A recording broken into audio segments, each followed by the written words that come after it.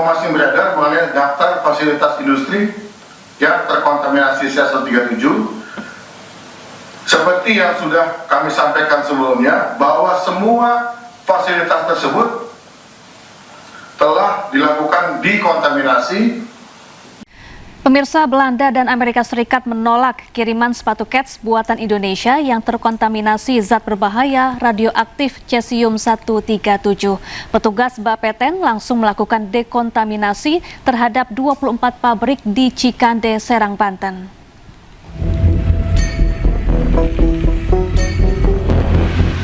Satgas Penanganan Bahaya Radiasi Radionuklida CS137 mengonfirmasi adanya temuan radioaktif berbahaya pada sepatu yang diekspor ke Amerika Serikat. Sepatu olahraga ini berasal dari pabrik di Cikande, Serang, Banten. Sebelumnya, Kementerian Perindustrian juga mengonfirmasi Bea Cukai Belanda menemukan sepatu kets asal Indonesia yang terpapar zat radioaktif cesium-137. Badan Pengawas Tenaga Nuklir atau Bapeten kemudian melakukan dekontaminasi menyeluruh terhadap pabrik milik 24 perusahaan yang terkontaminasi radiasi cesium-137. Kini pabrik-pabrik itu telah dinyatakan bersih.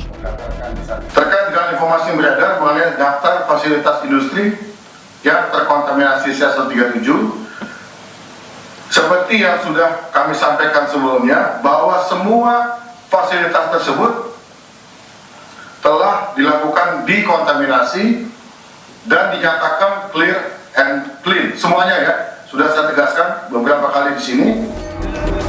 Dalam kadar ringan, memakai sepatu terpapar radioaktif bisa mengakibatkan iritasi kulit. Sementara dalam paparan jumlah besar dan berulang, bisa menimbulkan luka bakar hingga meningkatkan risiko penyakit kanker. Dari Jakarta, Rani Sanjaya, iNews melaporkan. Kita ke informasi lain, pemirsa. Presiden Prabowo Subianto mengantar kepulangan Raja Yordania Hashimiyah Raja Abdullah II di Lanut Halim Perdana Kusuma, Jakarta, Sabtu siang. Sebelumnya, kunjungan Raja Yordania membahas penguatan kerjasama di berbagai bidang strategis. Raja Yordania Hashimiyah Raja Abdullah II Ibnu Al-Husain menyelesaikan kunjungan kenegaraan di Indonesia Sabtu siang. Presiden Prabowo Subianto pun mengantar langsung Raja Abdullah II menuju Lanut Halim Perdana Kusuma usai mengunjungi markas Komando Pasukan Gerak Cepat Kopaska. Keduanya tiba di Lanut Halim Perdana Kusuma pukul 12.00 waktu Indonesia Barat dengan menaiki mobil yang sama. Raja Abdullah II tampak mengenakan pakaian militer Yordania, sementara Presiden Prabowo memakai baju safari coklat. Prabowo pun mengantar langsung Raja Abdullah II hingga ke tangga pesawat. Tampak pula momen hangat ketika Presiden Prabowo memeluk sahabatnya sejak puluhan tahun lalu tersebut. Keduanya juga terlihat saling bertukar senyum dan berbincang sebelum berpisah. Diketahui selama kunjungan kenegaraan di Indonesia, Raja Abdullah II telah melakukan pertemuan bilateral serta jamuan makan malam dengan Presiden Prabowo Subianto di Istana Merdeka, Jakarta. Kunjungan kali ini membahas penguatan kerjasama di berbagai bidang strategis.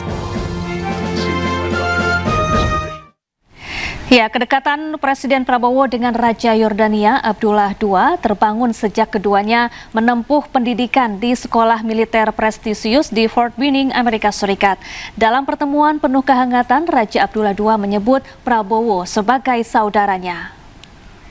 I have a emotional bond with Jordan.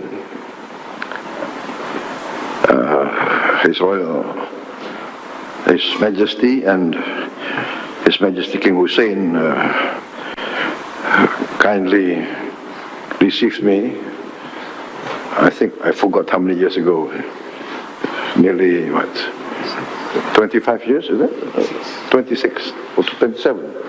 98, 99, yes. That was how close we are. I always remember fondly my years in Jordan.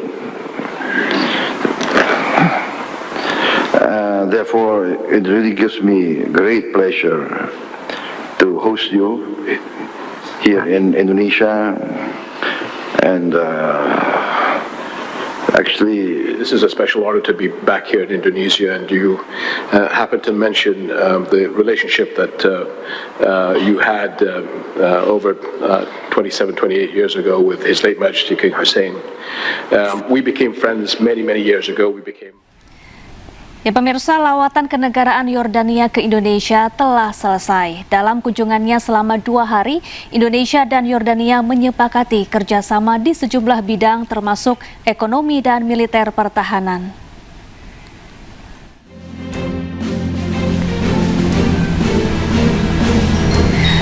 Menteri Investasi dan Hilirisasi sekaligus CEO Danantara Rosan Ruslani mengungkapkan Raja Kerajaan Yordania Hashimiyah Raja Abdullah II bin Al Hussein menawarkan 3 peluang proyek strategis kepada Danantara sebagai bentuk penguatan hubungan investasi antara kedua negara. Penawaran tersebut mencakup proyek gas pipanisasi, pembangunan jalan tol, dan sektor logistik yang dinilai selaras dengan portofolio investasi Danantara. Rosan menyebut Raja Yordania meminta gambaran mengenai proyeksi imbal hasil Danantara sebelum akhirnya menyampaikan 3 proyek yang dianggap sesuai dengan karakter investasi lembaga tersebut. Dari Raja Jordan mengundang langsung untuk berinvestasi ke Jordan di 3 bidang. 1 di pipanisasi gas, yang kedua di proyek jalan tol, di pipanisasi gas kurang lebih nilainya $1 billion di pipanisasi gasnya, kemudian di jalan tolnya kurang lebih $200 juta juga di bidang logistik. Dan itu tentunya kita akan evaluasi, tindak lanjuti, dan Danantara juga diundang langsung oleh beliau untuk datang pada bulan Desember ini. Kita ke informasi lain pemirsa, anggota Komisi Percepatan Reformasi Polri Mahfud MD tegaskan bahwa putusan anggota Polri tak lagi bisa menduduki jabatan sipil atas penugasan Kapolri bersifat mengikat dan wajib dijalankan pasca disahkan. Terkait putusan MK tersebut, pihak Polri menyatakan akan mempelajari dan pastikan mengikuti aturan yang ada.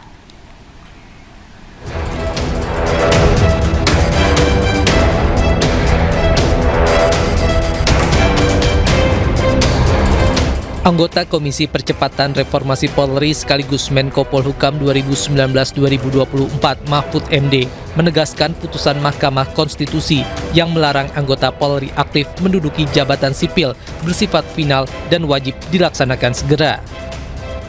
Mahfud pun menyebut bahwa implementasi putusan MK tersebut tidak membutuhkan revisi undang-undang lebih dahulu.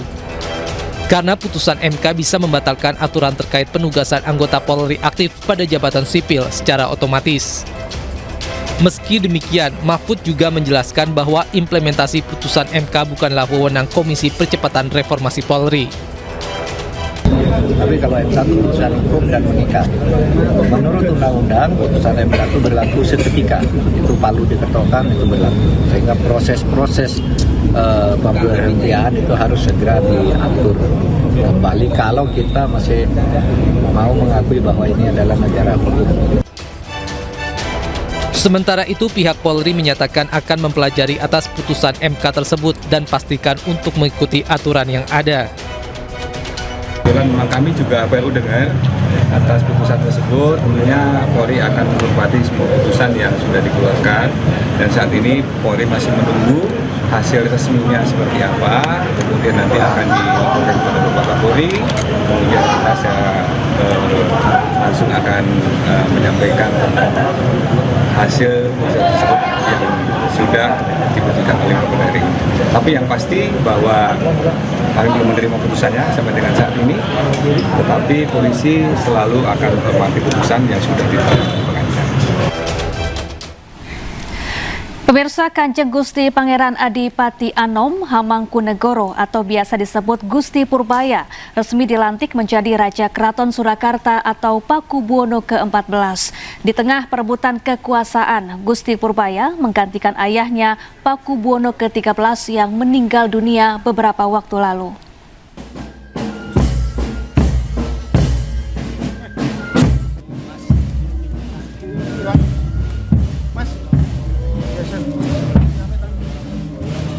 Kanjeng Gusti Pangeran Adipati Anom Hamangkunegoro atau biasa disebut Gusti Purbaya naik tahta menjadi Raja Surakarta yang baru lewat prosesi jumenengan dalem Nata Binayangkara yang berlangsung di dalem Ageng Keraton Solo. Kanthi adhedhasar saringating agama Islam lan paugerane Keraton Surakarta Hadiningrat kanthi bener becik linambaran adil para marto.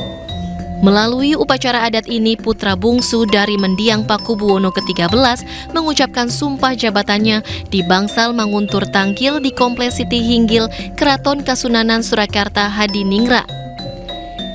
Dalam sumpahnya, ia berikrar akan menjalankan kepemimpinan berdasarkan syariat Islam dan hukum adat keraton. Dirinya juga bersumpah akan mendukung penuh Negara Kesatuan Republik Indonesia. Semua berjalan lancar, tidak ada yang menghalangi, dan semoga ini menjadi momen yang baru untuk Keraton Surakarta ke depan. Intinya Sinuwun berjanji untuk membuat keraton lebih baik, mengajak bersama dengan para kerabat dan pencinta budaya, kemudian juga berjanji untuk tetap bersama negara Indonesia untuk memajukan Keraton Surakarta. Usai prosesi penobatan dikawal para pengawal kerajaan dan sejumlah abdi dalam dengan membawa pusaka keraton, Pakubuwono XIV Raja Keraton Solo menyapa warga dari dalam kereta kencana. Dari Solo, Jawa Tengah, Septiantoro, iNews melaporkan.